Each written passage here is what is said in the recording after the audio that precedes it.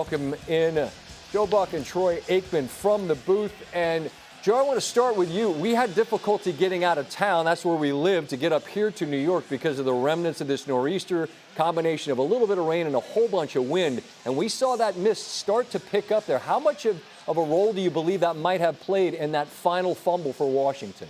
I think it had a lot to do with it. I'm standing next to a guy who every time there may be bad weather, he says to whatever coach and whatever quarterback, how is he or how are you throwing a wet ball? Because he didn't like throwing a wet ball. I mean, it has to factor in that Jaden Daniels couldn't secure the snap and then basically is shoveling it to Krosky Merritt. So, yeah, I think that played a role. But then you have to go back to Chicago and see if they can take advantage of it. DeAndre Swift with 175 yards from scrimmage and some big runs really from the beginning of the ball game. That and the turnovers is, I guess, in the end, the difference in tonight's game. Yeah, that and the new kicker who has one blocked, and then the life of a kicker. Really an amazing sort of life and existence for these guys. And he's the hero in the end. And Troy, you made a bit of a joke about maybe it comes down to a Hail Mary. It doesn't, but it comes down to a kick.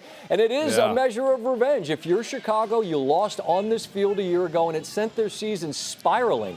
For a young team with a new head coach to now have won 3 straight football games, how significant is a win like this against a team that did it to them a year ago? As far as the revenge goes or whatever happened last year, I don't know that really played into this particular game all that much. I do know it weighed on Tyreek Stevenson's mind because of what happened last year. But for Ben Johnson, the staff, and all of that, they just wanted to come out and try to win another game coming off a bye week, which Chicago has struggled with that over the years as well. But when you're a new coach and a new staff coming in, and you're trying to implement your way of doing things and build something, these games are really, really important. So for them, and the way in which you do it. And they did a lot of really good things they hadn't really shown through the first 4 games. And starting with the offensive line and creating some running lanes, and DeAndre Swift, 100 yards rushing for him, had a big night, looked really good. A lot of good things to build on, but it wouldn't have felt nearly as good if they don't make that kick. Jake Moody doesn't, and they don't head home tonight with a win. So this is great for Chicago. They've won 3 in a row, and they're feeling really good about themselves.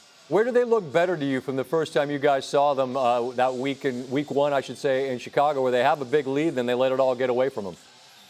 Well, one is like I said, running the ball. I mean, that is what Ben Johnson is about, and everything else kind of operates off of that. I think Caleb Williams still needs to get a little bit more accurate, but think of the opportunities.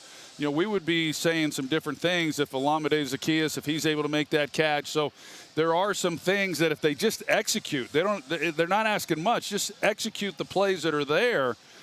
This offense would have even looked better than what it did tonight.